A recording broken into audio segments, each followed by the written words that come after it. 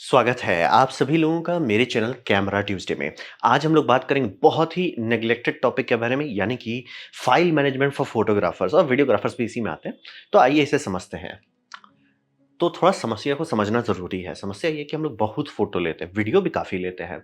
और रहा बात कि इसमें आपका 2 तरह का काम हो सकता है जनरली या तो कमीशन्ड वर्क हुआ या पर्सनल वर्क। कमीशन्ड वर्क यानी आपको कोई पैसा दे रहा है इसको करने के लिए, पर्सनल वर्क या अपने लिए आप कर रहे हो। और रहा बात कि अगर आप मैनेज जिस टाइम काम कर रहे हैं, उस टाइम अगर मैनेज नहीं करते हैं, तो ये भविष्य में बहुत ज़्यादा तकलीफ़ होगा और बहुत ज़्यादा आपको दर्द होगा इसको सँभालने में, क्योंकि ये समझना बहुत ज़रूरी है। फ़ोटोज़ के बारे में एक चीज़ समझिए कि वो टेम्पोरल है, यानी कि आज जो फ़ोटो आपने अपने बच्चे का खींचा है, उसका कोई कीमत आज नहीं है, लेकिन 10 साल बाद उसका बहुत कीमत है। 50 साल बाद बहुत ज़्यादा कीमत है, तो समझना बहुत ज़रूरी है। फ़ोटो ऐसा चीज़ है जो हम लोग समय से गुज़रने के बाद उसका कीमत रहता है, तो अगर शुरू में ही उसको आप ठीक से कैटलॉग करके स्टोर नहीं करते हैं मतलब कल बहुत दर्द होगा, अरे! एक को फ़ोटो नहीं है। होता है, अच्छे-अच्छे लोगों के साथ होता है, पूरे-पूरे एल्बम रहता है, कहीं फेंका जाता है, कहीं मोड़ लग जाता है, फिर बाद में सिर्फ अरे! एक भी फ़ोटो नहीं है भैया, कोई पुराना छोटा-सा फ़ोटो निकाल के उसको फ़ोटोशॉप वाले को देते हैं, भैया इसको हाई रेज़ोल्यूशन करो। तो समझना बहुत ज़रूरी है कि ये हम लोग सीख चुके हैं। नेगेटिव के ज़माने से ही समझ लीजिए कि इसको सँभाल के रखना ज़रूरी है। और यहाँ पे सबसे कॉमन मिस्टेक मैं भी करता था, ऐसा नहीं, मैं बैंड बजने के बाद ही समझ रहा हूँ। तो यहाँ पे ये रहता है कि आप बहुत ज़्यादा स्मार्ट बन जाते हो कि हम ना ऐसे करके बैकअप करेंगे, वैसे करेंगे, कुछ नहीं। आपके दिमाग में अगर कुछ भी ऐसा ख़्याल आ रहा है ना, मैं ऐसे करके बैकअप करूँगा या वैसे करूँगा, तुरंत ब्रेक लगा दीजिए। कभी भी ओवर स्मार्ट नहीं होना है, एकदम सिंपल। यहाँ पे सिंप्लिसिटी है तो ही आप 10-20 साल तक आगे सँभाल पाओगे, तभी आप 70-80 साल तक सँभाल पाओगे। सिंप्लिसिटी नहीं है, आप कॉम्प्लेक्सिटी डाल रहे हो, मारे जाओगे। तो ये समझना बहुत ज़रूरी है। और इसमें आपको चाहिए बहुत थॉरोनेस चाहिए और रूटीन चाहिए, यानी कि हर टाइम आप उसे बैकअप कर रहे हो, हर टाइम उसे आप एक ही प्रोटोकॉल पे स्टोरेज कर रहे हो, क्योंकि आप सोचे ना कि हमने गूगल फोटो में डाल दिया। अभी तक ही काफ़ी लोगों को गूगल फोटो में जा चुका है। तो समझना बहुत ज़रूरी है कि सावधानी बरतना बहुत ज़रूरी है। बहुत नेग्लेक्ट करते हैं लेकिन एंड में बहुत सिर पीटना पड़ता है। तो सबसे पहला लाइन जो होता है डिफेंस लाइन, वो होता है नेमिंग कन्वेंशन। ऐसा क्यों? आप तो बोलोगे फाइल में जितना भी डेटा होता है उसका मेटा डेटा में सारा चीज़ रहता है। तो ये समझिए मेटा डेटा सबसे पहला चीज़ है फाइल का करप्ट होने वाला। और फाइल आप कहीं से कॉपी पेस्ट कर रहे हैं, कई बार मेटा डेटा गायब हो जाएगा या बदल जाएगा और आप ध्यान नहीं दोगे तो लटक सकते हैं। जैसे एक सिंपल एग्जांपल देते हैं कि अगर आप सोचोगे विंडोज़ में हम देख लेंगे फ़ोटोज़ का डेट क्या है, वो बहुत कॉन्वोल्यूटेड है। बहुत कम लोग को पता है कि फ़ोटो में 4 डेट हो सकता है। पहला date created, date modified, date accessed, date taken. कितने लोग जाके वहाँ पे date created, date modified, date taken कर रहे हैं। आधा से ज़्यादा लोग डेट क्रिएटेड कर देते हैं, जबकि डेट क्रिएटेड का मतलब फ़ाइल कम उस हार्ड ड्राइव में कब डाला गया था, उस एसएसडी में कब डाला गया था। आराम से आप देख सकते हैं मेरा सारा फ़ाइल 2022 का है, क्यों? उस टाइम मैंने कॉपी पेस्ट किया था, तो डेट क्रिएटेड वो है।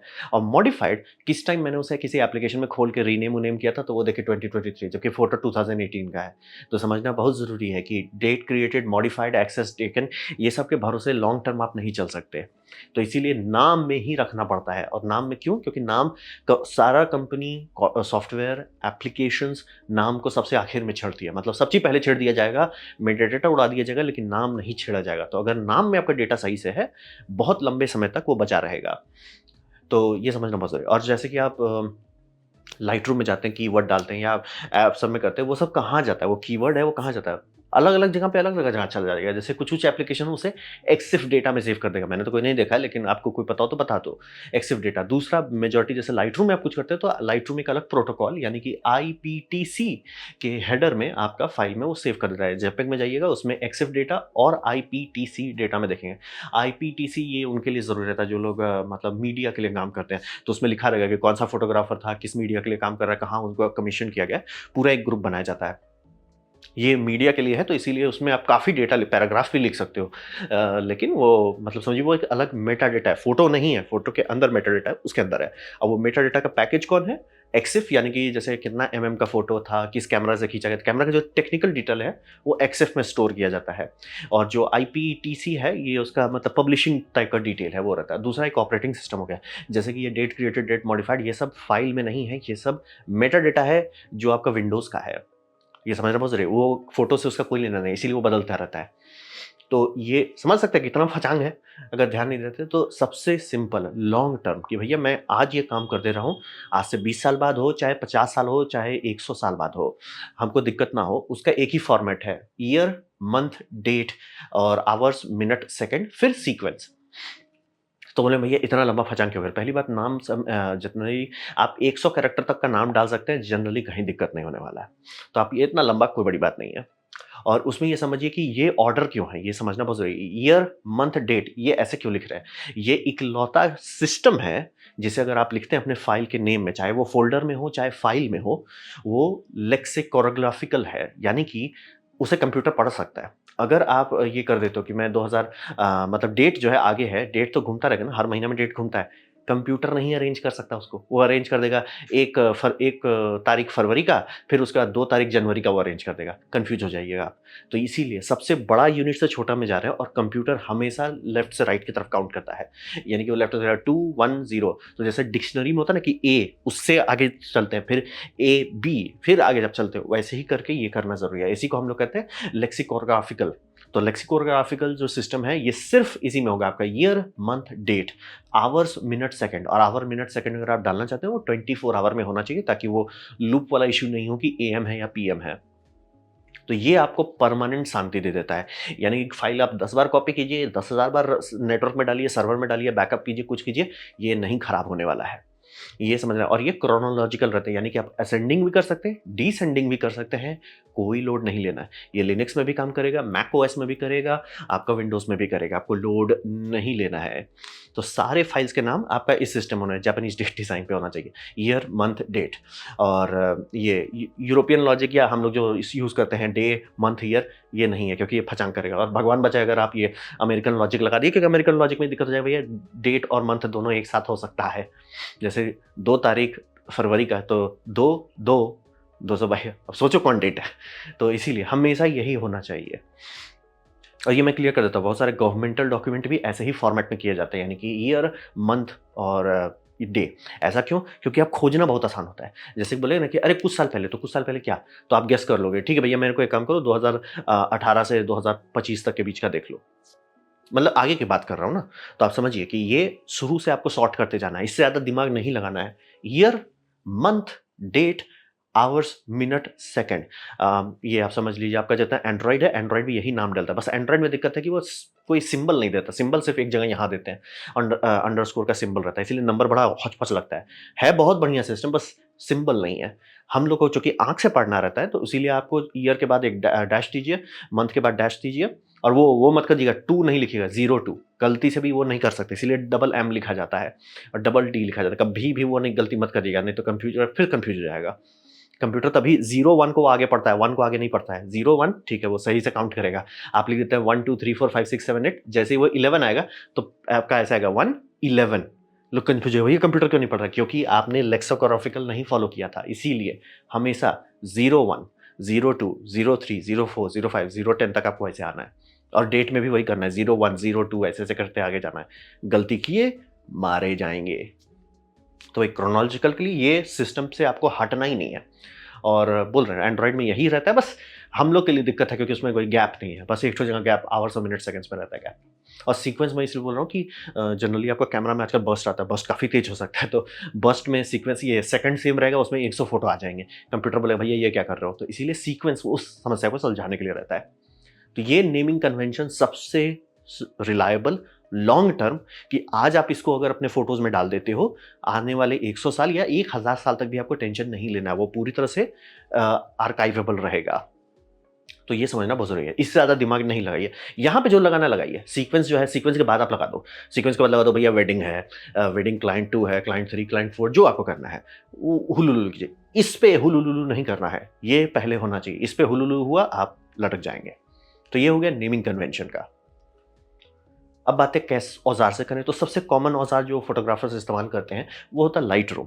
तो लाइट रूम थैंकफुली एक बड़ा प्रोफेशनल सॉफ्टवेयर है, तो उसमें है ऑप्शन कि जैसे आप फाइल इंपोर्ट कर रहे हैं, फाइल्स को अपने मतलब कार्ड से कॉपी कर रहे हैं किसी भी हार्ड ड्राइव में, वो देता है रीनेम का ऑप्शन। आप यहाँ पे रीनेम फाइल का ऑप्शन क्लिक कर सकते हैं, वहाँ पे जाएंगे आपको ये ऑप्शन नहीं दिखेगा, ये मैंने बनाया है। तो एडिट वाला में जाके आपको ये करना पड़ेगा, मतलब उसको करली ब्रैकेट्स, वहाँ नीचे ऑप्शन रहता है डेट मंथ ये सब, आप ऐसे ऐसे करके अरेंज कर लीजिए, तब आपको ये ऑप्शन दिख जाएगा कैमरा सीक्वेंस मतलब। और ये जितना रॉ फाइल मेरा ट्रांसफर हो रहा है, सारा रॉ फाइल में ये डेट पड़ जा रहा है, मुझे टेंशन लेना ही नहीं है। और लाइट रूम इतना समझदार है कि वो सही मेटा डेटा से ही डेटा एक्सट्रैक्ट करता है, क्योंकि ऑब्वियसली वो फोटोग्राफर्स के लिए बना है, वो डेट टेकन से ही डेटा निकाल रहा है, बाकी सॉफ्टवेयर हौच-पौच कर सकते हैं, लाइटरूम नहीं करता है। और यही बोल रहा हूँ कि अगर शुरू से ही कि मतलब भैया मैंने आज फ़ोटो खींचा, आज ही मैंने उसको अच्छे से कंप्यूटर में अपलोड किया या कल भी किया, जब भी आप अपलोड कर रहे हैं कंप्यूटर में, 1 हफ्ता आपने शूटिंग की फिर एंड में आप अपलोड कर रहे हो, कोई दिक्कत नहीं है। उस टाइम ही अगर सही से डेट टाइम पड़ जाता है, तुरंत आप नोटिस कर लोगे कुछ गड़बड़ है। जैसे मान लीजिए कैमरा का मतलब बैटरी आपने निकाल के बहुत देर रखा होता है, डेट गलत आ रहा है, तुरंत आपको दिखेगा भैया ये 2015 क्यों दिखा रहा है या 2002 क्यों दिखा रहा है? तो ये बहुत ज़रूरी है। शुरू में आप मतलब ये हैबिट होना चाहिए आपका, मैं फ़ाइल लाऊँगा, उसको लूँगा, एक सरसरी नज़र में आपको दिख जाएगा, "अरे! महाराज, ये 2024 का मैं फ़ोटो खींच रहा हूँ, ये दिखा रहा है 22।" हो सकता है, तो आपको तुरंत पता चल जाएगा कुछ गड़बड़ हुआ है। तो ये समझना बहुत ज़रूरी है। Year, month, date, hours, minute, second, camera sequence क्योंकि बर्स्ट मोड को भी आपको सँभालना है और उसके बाद आपको जो लगाना है लगाइए। ये आप कर सकते हैं। ये सबसे आसान तरीका है, लाइटरूम में जितने लोग यूज़ करते हैं, उनका ये समस्या सॉल्व हो जाता है। लाइटरूम ये आपको एक्सपोर्ट के टाइम में भी ऑप्शन देता है। ये तो मैं आपको इम्पोर्ट बता रहा हूँ कि वो सारा फ़ाइल को मतलब कि कैमरा के कार्ड से इम्पोर्ट करके कैटलॉग में डाल रहा है और हार्ड ड्राइव में कॉपी कर रहा है। वहाँ पे वो रॉ को रीनेम कर देगा। दूसरा हो गया जब आप जेपेग निकाल रहे हैं। जेपेग में भी आप यही सिस्टम कर सकते हैं, बस कैमरा सीक्वेंस की जगह कीवर्ड डाल सकते हैं या जो भी आपको पसंद आ रहा है, वो आप डाल सकते हो। तो वो आपका चॉइस हो गया। ये तो हो गया लाइटरूम का। अब रहा बात कि मान लीजिए आपके पास फ़ोटोज़ ही हैं और लाइटरूम में आपको घुसना नहीं, ज़रूरत नहीं है, जेपेग को आप सँभाल रहे हो। तो दूसरा टूल हो जाता है बल्क रीनेमर टूल।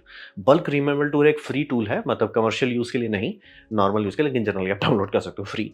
उसमें एक ऑप्शन है जिसमें हम लोग कहते हैं ऑटो डेट। ऑटो डेट 8वाँ नंबर पे है। उसको ट्रिक कीजिएगा, उसमें कस्टम फॉर्मेट में आइएगा, वहाँ फॉर्मेट आपको ये डालना पड़ेगा, percentage size y dash percentage size small m dash percentage size, ये कोडेक्स आप डाल दोगे तो इसमें वो वही सेटअप कर देगा, आपको टेंशन फिर नहीं लेना पड़ेगा। लेकिन हमेशा ध्यान दें, सतर्क रहें, यही मैं बोल रहा था कि डेटा बाद में छड़ना कितना मुश्किल होता है। यहाँ पे डेट जो निकाल रहा है, वो कहाँ से निकाल रहा है आपको नहीं सेव कर सकते क्योंकि वो बल्क रीनेमर टूल है, कंप्यूटर के लिए बना है, वो नहीं गारंटी लेगा, एक्सेफ में डेटा है तो ही हम लेंगे, नहीं है तो हम नहीं लेंगे। वो डेट क्रिएटेड, डेट मॉडिफाइड भी ले सकता है, इसीलिए वहाँ थोड़ा सतर्क होना पड़ेगा। तो इसका ज़रूरत आपको नहीं पड़ना चाहिए, अगर आप हैबिट बना लेते हो तो लाइटरूम आपको सँभाल लेगा। एंड्रॉइड से कर रहे हो तो आपको शायद ये भी ना करना पड़े, सिर्फ ये कर दीजिए कि 4 अक्षर के बाद ईयर होगा, वहाँ डैश डाल दो, 2 अक्षर के बाद मतलब कि इंसर्ट कर सकते हो, छेड़ने की ज़रूरत नहीं पड़ेगी। लेकिन ध्यान दीजिएगा, मैं बोल रहा हूँ ये आप मान लीजिए बल्क में कर रहे हैं, ध्यान दीजिएगा, सतर्क रहिएगा, वो कर सकते हैं। और एंड्रॉइड में बता रहे हैं, एंड्रॉइड के जनरली ऑलरेडी यही सिस्टम है, year, year, year, month, month, date, underscore, hour, minute, second. बस आपको कोई मतलब यही इसी में जाके आप कर सकते हो कि भैया यहाँ डॉट दे दो, यहाँ डॉट दे दो, यहाँ अंडरस्कोर कर दो, यहाँ अंडरस्कोर कर दो। अब वो इसलिए नहीं बोल रहे हैं कि उस सॉफ्टवेयर में कोई दिक्कत है, वो कंप्यूटर पढ़ सकता है, हम नहीं पढ़ सकते हैं। हमें कोई नंबर देख के कन्फ्यूजन हो गया है, क्या नंबर है, क्या दूसरा फरवरी है कि तीसरा, इसीलिए डैश और वो डैश जो डाला जा रहा है वो हमारे लिए, अंडरस्कोर इसलिए हमारे लिए, ताकि एकदम दूर से क्लियर हो जाए कि भैया हो क्या रहा है। तो ये कर देते हो आप तो टेंशन खत्म है। ये लेकिन मेरे को थोड़ा अजीब लगता है कि एंड्रॉइड आजकल बर्स्ट दे रहा है, तो वो उसमें मतलब क्या बर्स्ट ट्रिगर होने पे वो सीक्वेंस डालने लगता होगा, मतलब 0 1 0 2 0 3 ऐसे कर सकते हैं। वही बोल रहे हैं, एंड्रॉइड में दिक्कत नहीं है, बस दिक्कत है सेपरेशन नहीं होता है। और मुझे दिल से गाली देने का मन करता है, भैया ये कैमरा कंपनी सब ये सब डिफ़ॉल्ट कैमरा में होना चाहिए। मुझे लाइट रूम में डाल के ये हुलू-लुलू करने की ज़रूरत नहीं पड़नी चाहिए, कैमरा में होना चाहिए। एंड्रॉइड को आधा समझ है भाई। मुझे एक सिंपल सा दो ना भैया, ईयर, मंथ, डेट, आवर्स, और बोल रहे बर्स्ट में आप बस वहाँ कर दो, वहाँ सीक्वेंस लगा दो। बर्स्ट की तो ज़रूरत भी नहीं पड़ेगी ज़्यादा से ज़्यादा टाइम में कि 1 सेकंड में मान लीजिए 4 फ़ोटो है, 1 2 3 4 5, 1 सेकंड में 1 फ़ोटो आ रहा है, कोई टेंशन नहीं हो, सेकंड अलग लग रहा है। बट नहीं, हम 1980 से आगे ही नहीं बढ़ेंगे। तो टूल्स हैं, मैं क्लियर कर दूँ, और ये तो मैंने सिर्फ 2 टूल बताए हैं, जैसे आपका लाइटरूम हो गया, बल्क रीनेमर टूल हो गया, बहुत सारे और ऑप्शंस हैं। आप आराम से लीजिए, आराम से ट्राई कीजिए, आपको मिल जाएगा। ये मैं सिर्फ गाड़ी खोलने के लिए बता रहा हूँ। अब बात करते हैं इसको स्टोर कैसे करें। यहाँ पे बहुत कॉमन मिसकंसेप्शन है, डिजिटल डेटा को लोग मान के चलते हैं। डिजिटल डेटा आपका नेगेटिव से जल्दी उड़ता है, क्योंकि उसको हम लोग ध्यान नहीं देते कि डिजिटल डेटा मतलब मैजिक नहीं है कि हमने ना क्लाउड में डाल दिया। अरे क्लाउड भी हार्डवेयर ही है, ये समझना बहुत ज़रूरी है। क्लाउड भी किसी का हार्डवेयर है, मतलब एक कंप्यूटर है जिसके लिए आप पैसा दे रहे हो और कुछ नहीं है वो। और जो फ्री वाले हैं वो तो और खतरनाक है, क्योंकि फ्री वाले में कभी भी उसका ये बदला जा सकता है। कंपनी शुरू के में फ्री देती है कुछ महीना तक, फिर बोलती है कि सर अब आप पैसा दो। आप ध्यान नहीं दिए होंगे कब वो रिफ्रेश हो रहा है, सारा डेटा उड़ा देंगे, और 60 दिन तक वो रखते भी हैं, वो भी ज़रूरी नहीं है। कुछ कंपनी सिर्फ 15 दिन रखती है आपका गलती होने में। 15 दिन में आपने गलती पकड़ लिया, संभाल लीजिए, नहीं पकड़ पाए तो बाय बाय। तो ये समझना बहुत बहुत फ्रैजाइल होता है डिजिटल डेटा। आप कॉपी कर सकते हैं, 10 बार कर सकते हैं, लेकिन आपको रूल से संभालना पड़ेगा, तो एकदम मेथोडिक काम करना पड़ेगा। तो वो करने का सिस्टम होता है 3 2 1, यानी कि हर हालत में जो भी कॉपीज हैं आपका फाइल का, उसका हमेशा 3 कॉपी होना चाहिए। दूसरा, 2 मीडियम में होना चाहिए। अगर एक हार्ड ड्राइव में है, तो एक ऑनलाइन होना चाहिए, या मतलब एक हार्ड ड्राइव में है, तो एक डीवीडी में होना चाहिए, और एक ऑफ साइट। ऑफ साइट इसलिए, जैसे मान लीजिए कि मेरे घर में हार्ड ड्राइव्स है, मैंने डीवीडी में बर्न कर लिया, ब्लू रे में बर्न कर लिया, बल्ले-बल्ले, और फिर मैं ये कर रहा हूँ कि ठीक है, मेरा सारा ऑफ़िस में है, सारा चीज़, कोई टेंशन नहीं है। ऑफ़िस में बाढ़ आ गया, आग लग गया, चोरी हो गया, गए हम। इसीलिए वो वन ऑफ साइट रहता है, और ऐसे ही कॉर्पोरेशन मैनेज करती है सारा चीज़ को। हार्ड ड्राइव पे डेटा रख के आप भूल नहीं सकते, क्योंकि हार्ड ड्राइव खुद ब खुद डीमैग्नेटाइज़ हो जाएगा। हार्ड ड्राइव एलटीओ टेप्स नहीं है। एलटीओ टेप भी सिर्फ 15 साल का ये देते हैं गारंटी, 15 से 30 साल का। हार्ड ड्राइव लिटरली अगर चला रहे हैं 24/7, 5 से 8 साल में बोल ही जाएगा, और रैंडम हार्ड ड्राइव है, 8 से 10 साल में उसके अंदर डेटा करप्ट हो जाएगा। ये समझना बहुत ज़रूरी है, हार्ड ड्राइव चलता रहेगा लेकिन अंदर डेटा करप्ट हो जाएगा। इसीलिए उसको आर्काइव स्टोरेज नहीं कहता कि ओ जी नो मैंने हार्ड ड्राइव में सेव किया है। आप उसको रेगुलर चेक करते रहिए, रेगुलर अपडेट करते रहिए। बिट उसमें आपको चेकसम बनाना पड़ेगा, इसीलिए हार्ड ड्राइव पे आर्काइविंग नहीं कर सकते। तो और रहा बात, आप बोले क्लाउड में कर रहे हैं, बहुत अच्छी बात है, मतलब 3 to 1 में आप 2 में एक ठो रख लो, एक ठो क्लाउड रख लो, बहुत अच्छी बात है। लेकिन वो समझना बहुत ज़रूरी है, बहुत जो हम लोग मैजिक मान लेते हैं ना, क्योंकि आपको सिर्फ़ एक बार पेमेंट मिस करना है, और आप बोले नहीं मेरा तो फ्री है, टर्म बदली जा सकती है। मैं बात कर रहा हूँ 100 साल में, टर्म बदली जा सकता है, 30 साल में टर्म बदला जा सकता है। मतलब आप लोग को याद होगा कि नहीं मुझे नहीं पता, कि पिक्सेल जब फ़ोन रिलीज़ किया जा रहा था, तो गूगल उस टाइम हल्ला कर रहा था कि पिक्सेल का जितना फुल रेज़ोल्यूशन फ़ोटो वो गूगल फ़ोटोज़ में डालेंगे, और वो आपके पास सेव रहेगा। क्या हुआ फीचर का? कब का हटा दिया ना? तो समझना बहुत ज़रूरी है कि क्लाउड बैकअप जो है उसके भरोसे किसी भी कंपनी का, चाहे एप्पल लीजिए, चाहे कुछ भी लीजिए, एंड में पैसा देना पड़ेगा। अगर पैसा नहीं दे रहे हैं, सतर्क हो जाएँ। पैसा देना पड़ा, और रहा बात, पैसा देने में दिक्कत हो भी सकता है ना, जैसे मान लिया आपका क्रेडिट कार्ड एक्सपायर कर गया था, एकदम उस टाइम में अगले दिन आपको बैंक दिया, लेकिन आपको याद नहीं रहा कि भैया क्रेडिट कार्ड मेरे को अपडेट करना है। 4 से 5 साल का क्रेडिट कार्ड रहता है। एकदम टाइम पे आप याद रख पाओगे? ईमेल मान लीजिए वो भेज भी दिया, आप मिस कर दिए, तो ये समझना मुझे, एक पेमेंट मिस कीजिए, खत्म। फिर दूसरा हो गया, पॉलिसी चेंज हो सकता है, जैसे बोले ना गूगल ने पहले, हाँ सर फुल रेजोल्यूशन फोटो हम लोग का, हम बहुत सारा फुल रेजोल्यूशन डाल दिए उसमें उस टाइम में। कुछ साल पहले तक कर सकते थे, अब नहीं करता, अब कंप्रेस कर देता है।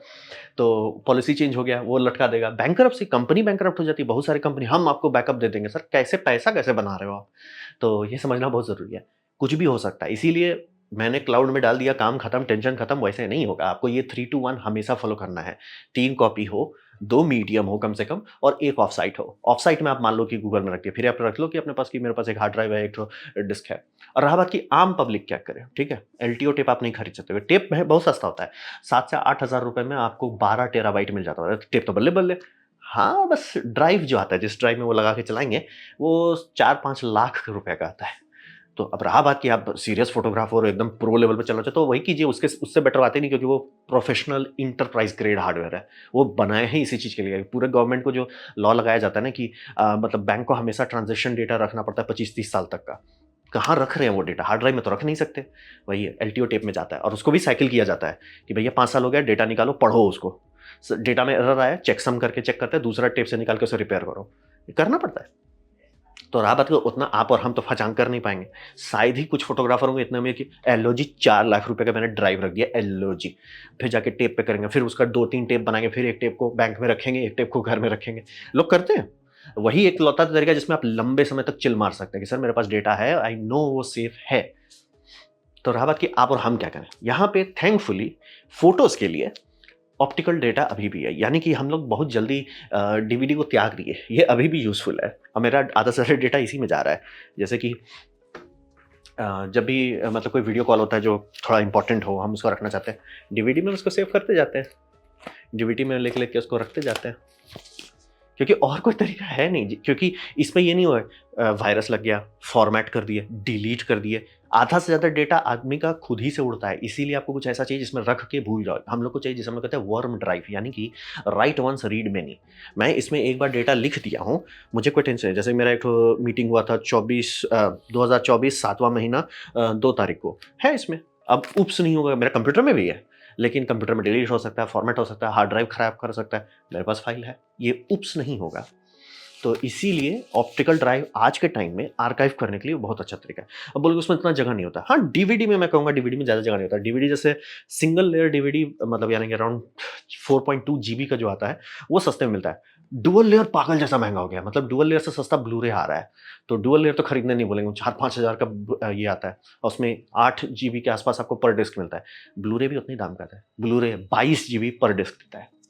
तो आम पब्लिक के लिए आप वही कर सकते हो कि ऑप्टिकल ड्राइव में डाल दो और सीडी में मत डालिएगा। अरे सीडी और सस्ता में, सीडी में नहीं डालिएगा। सीडी में बनाने टाइम गड़बड़ी की गई थी कि जो पॉलीकार्बोनेट होता है उसके ऊपर डेटा लेयर लगाया गया था। बाद में लोगों को समझ में आया कि वो बहुत बड़ा बेवकूफ़ी है। डीवीडी में सुधारा गया कि भैया पॉलीकार्बोनेट डेटा लेयर, उसके ऊपर पॉलीकार्बोनेट। तभी डीवीडी में आप कभी क्रैक करेंगे, देखते हैं ना परत जैसा खुलता है, बात है वो जानबूझ के बनाया गया ताकि डेटा लेयर जो है, यानी जहाँ पे आप हुलुलुलु कर रहे हो, वो लेयर पूरी तरह से सील्ड है, मतलब लैमिनेटेड है, खराब नहीं होगा। इसीलिए देखते हैं ना डीवीडी बहुत स्क्रैच बर्दाश्त कर पाता है। वही है, ब्लूरे भी वही है कि उसका डेटा लेयर बीच में है और आपको चाहिए कि नहीं मैं इसमें डेटा रख रहा हूँ कि मेरे पीढ़ी 10 पीढ़ी आगे तक पढ़ा जा सके। एम डिस्क ले सकते हैं, जैसे मैंने ये वर्बेटम का एम डिस्क लिया। एम डिस्क जो होता है, जो वो डेटा लेयर है, वो रॉक मिनरल का बनाया जाता है। यानी कि जो नॉर्मल डीवीडी ब्लूरे आता है, वो उसका जो डेटा लेयर है, वो डेटा लेयर काफ़ी ईजी, मतलब जो उसकी एलॉय है जिसमें वो चेंज हो रहा है, वो बहुत हल्का है। मतलब कि थोड़ा सा भी आप मतलब लेज़र पावर डालेंगे वो चेंज हो सकता है। साइड इफेक्ट थोड़ा सा भी डालेंगे वो चेंज हो सकता है, मतलब कि उसे आप ये नहीं कर सकते धूप में फेंक दिया मैंने, बर्फ़ में जमा दिया, उसको डैमेज हो जाता है। एम डिस्क है, एक पेटेंट आया था, जेबीसी का शायद पेटेंट था, कि वो लेयर जो है मिनरल लेयर से बना है, इसीलिए एम डिस्क। मिनरल लेयर के लिए बहुत तगड़ा लेज़र चाहिए, पढ़ने के लिए नहीं, राइट करने के लिए। तो आपको जो ऑप्टिकल ड्राइव्स हैं उसमें लिखा आता है एम डिस्क, तो एम डिस्क वाले में आप बर्न कर पाओगे। तो फ़ायदा ये होता है कि वो अब फ्रिज में भी रख दो तो भी चलता रहेगा, मतलब कि उसको तोड़ना और स्क्रैच करना, उसके सिवा उसका कुछ नहीं हुआ। ये नहीं हो कि रखे रखे उसे फंगस हो गया। डीवीडी में जनरली नहीं होता, सीडी में हो जाता है। सीडी में इसीलिए मत कि डेटा लेयर ऊपर है, डीवीडी होना चाहिए। और कुछ नहीं से तो और ऑप्शन ही नहीं, मैं क्लियर कर देता हूँ, आपका सारा डीवीडी ज़्यादा देर चलेगा। मेरी वीसीडीज़ की कलेक्शन अभी तक बची हुई है, जो कि लगभग आराम से 15 साल से, 15 क्या बोल रहा हूँ, 25 साल हो चुका है। मैं बुला गया हूँ भाई, और अभी तक ऑलमोस्ट सारे सीडी चल रहे हैं, डीवीडी का तो टेंशन ही नहीं है। तो ही बोल रहा हूँ, आम पब्लिक के लिए और कोई ऑप्शन नहीं है। आप आराम से इस तरह बैक कर दो, डीवीडी लो, धड़धड़ा के करते हो। आप बोले उतना अटेगा नहीं, रॉ फाइल नहीं अटेगा, मैं क्लियर कर देना चाहता हूँ, लेकिन जेपेग अटेगा। और जेपेग से भी बढ़िया ऑप्शन है हिफ फाइल, जो आजकल का मॉडर्न फॉर्मेट है, वो तो बहुत अच्छा, मतलब 10 बिट फाइल कम जगह में आराम से आप स्टोर कर सकते हो। वो आप आराम से कर। और एम डिस्क जो मतलब बहुत इंपॉर्टेंट डेटा है, नहीं सर ये डेटा मतलब मैं थोड़ा चाहता हूँ कि मेरे परपोतों तक चले। और फिर एक कॉमन लोग सवाल पूछे, अरे क्या होगा अगर ये ड्राइव खराब हो गया? ये सब ड्राइव खराब होगा, इसकी सर्विसेज होंगी जो इसको आपको रिकवर करे। जैसे मैंने कुछ दिन पहले अपने नेगेटिव्स को स्कैन करने के लिए एक सर्विस के पास भेजा था। वो लोग सीडी डीवीडी भी रखते हैं, और मैं कैसे जानता हूँ सीडी डीवीडी? इसी में पिक्चर आता है, जाने वाला नहीं है शॉर्ट टर्म में, और लॉन्ग टर्म में भी कंपनीज बैठी रहेंगी जो इसको रिकवर करेंगी, तो आपको टेंशन नहीं लेना है। और आप बात बीच में आप खरीदते रहो ना, क्योंकि बोला डेटा कीमती है ना कि हार्डवेयर। आप बोले अरे अब जैसे मैंने जो लिया है रीडर लिया है, बहुत हाई रेंट का है, वो करीब 12,000 के आसपास का पड़ा। बोले उतना महंगा क्यों लिया? मेरे को ये करना था, 4K ब्लूरे चलाना था, इसलिए सस्ता वाला में 5,000 में आ जाता है, कोई टेंशन नहीं है, ब्लूरे ही। लेकिन फिर उसमें ब्लूरे पिक्चर नहीं चला सकते, मेरे को खरीदना था पिक्चर सब, तो वही किया। तो एम डिस्क अगर आपको बहुत ज़्यादा जगह छोटे जगह में चाहिए तो ये आप ले सकते हो, वर्बेटम का एम डिस्क है, बहुत महंगा है, लेकिन एक डिस्क आपको 93 गीगाबाइट देता है एक डिस्क में। मतलब ये जो एक डिस्क है इसमें मुझे 93 मिल जाएगा, और इसमें मतलब जनरली कुछ खराब इसको नहीं करने देगा, ह्यूमिडिटी से नहीं खराब करेगा। मतलब इसको रख के भूल सकते हैं आप, तापमान भी बहुत हैंडल कर लेगा। मतलब और कोई तरीका है नहीं, मैं इसीलिए बोल रहा हूँ कि सब लोग बोलेंगे अरे हार्ड ड्राइव में रख दें। अरे हार्ड ड्राइव अगर आप रेगुलर मेंटेन नहीं कर रहे हो, सर्कुलाइज नहीं कर रहे हो, जो कि नहीं कर रहे हो आप, मैं गारंटी दे सकता हूँ, क्योंकि वो करने के लिए आपको नैस बनाना पड़ेगा। नैस बना के उसमें तो लोग बहुत गलती कर देते हैं, जहाँ डेटा ये चेकअप नहीं करते हैं, उसको रिपेयर नहीं करते। फाइल है, फाइल दिख रहा है, फाइल खोले फाइल करप्ट है, तो समझना बहुत जरूरी है। हम पब्लिक के पास यही ऑप्शन है। और इसमें आप एक अच्छा और ऑप्शन कर सकते हो कि बहुत सारे ड्राइव जो है जैसे वर्बेटम का, उसमें आपको ये आता है इंकजेट प्रिंटेबल डिस्क आते हैं। अगर आपके पास एप्सन का जो एल सीरीज का है प्रिंटर्स, उसमें आप डिस्क डाल के प्रिंट कर सकते हो। अगर आप शादी ब्याह का कर रहे हो, अगर गरीब आपके क्लाइंट नहीं है, उनको बोल सकते हो सर 1,000 रुपये आपका हम एक्स्ट्रा चार्ज कर रहे हैं, हम आपको डिस्क बना के दे देंगे। मतलब उसका हम क्या करेंगे, मतलब कुछ मत कीजिएगा, बस रखे रहिएगा और कुछ मत करना आपको, क्योंकि मैं गारंटी देता हूँ जितने लोग को पेन ड्राइव में दिया गया सबका पेन ड्राइव खो चुका है। आप पूछिए अपने पेन ड्राइव सबका खो जाता है। और ये करने से फ़ायदा तो थोड़ा सा प्रोफेशनल लगता है। नॉर्मल ब्लू रहेगा तो ब्लू-रे प्लेयर में चला सकते हैं, और अमीर लोग हैं तो सीधे ब्लू-रे प्लेयर खरीद लेंगे चलाने के लिए। तो वही बोल रहे हैं, ये मतलब थोड़ा-सा एक अच्छा ऐड ऑन है। तो वही बोल रहा है, आर्काइव करने के लिए हमारे पास, आप और हमारे पास डीवीडी या ब्लू-रे है। डीवीडी रही अगर आप पैसा बचाना चाहते हैं, लेकिन इतना डिस्क लगेगा कि खुद ही सिर पिटिएगा, यार थोड़ा-सा ड्राइव में खर्च कर देते। तो है, ये अभी भी अवेलेबल है, आराम से ले सकते हैं। आपको थोड़ा तगड़ा चाहिए जैसे बोल रहे हैं ना, ये एम डिस्क भी चाहिए और 90 जीबी चाहिए एक डिस्क में, तो आप ये ले सकते हो। तो ये हो गया लॉन्ग टर्म कैसे करना है कि भैया 30 साल 15 साल मेरे पास है, सारे सीडी डीवीडी पड़े हुए हैं, वो चल रहा है अभी तक, इसीलिए बोल रहे हैं। हार्ड ड्राइव एक भी नहीं चला उतना टाइम तक। तो ये था मेरा प्रेजेंटेशन फाइल मैनेजमेंट का एज ए फोटोग्राफर। उम्मीद करता हूँ आपको अच्छा लगा, कुछ सीखने मिला, कुछ समझ में आया। अगर ऐसा है लाइक कर दें, दोस्तों से शेयर कर दें, उससे मेरा काफ़ी भला होगा। नहीं अच्छा लगा, नहीं पसंद आया, कोई बात नहीं, आप डिसलाइक दबा सकते हैं। मैं कहूँगा डिसलाइक 2 बार दबाएँ, उससे मुझे पता चलेगा कितना नापसंद हुआ है। मैं आपसे कहूँ कमेंट लिखें, मैं हर कमेंट को पढ़ने की कोशिश करता हूँ। आपसे कहूँ सब्सक्राइब कीजिए, बेल दबाइए अगर आप फ्री हैं तो। आपने मेरा वीडियो देखा जानकर मुझे बहुत खुशी हुई। धन्यवाद।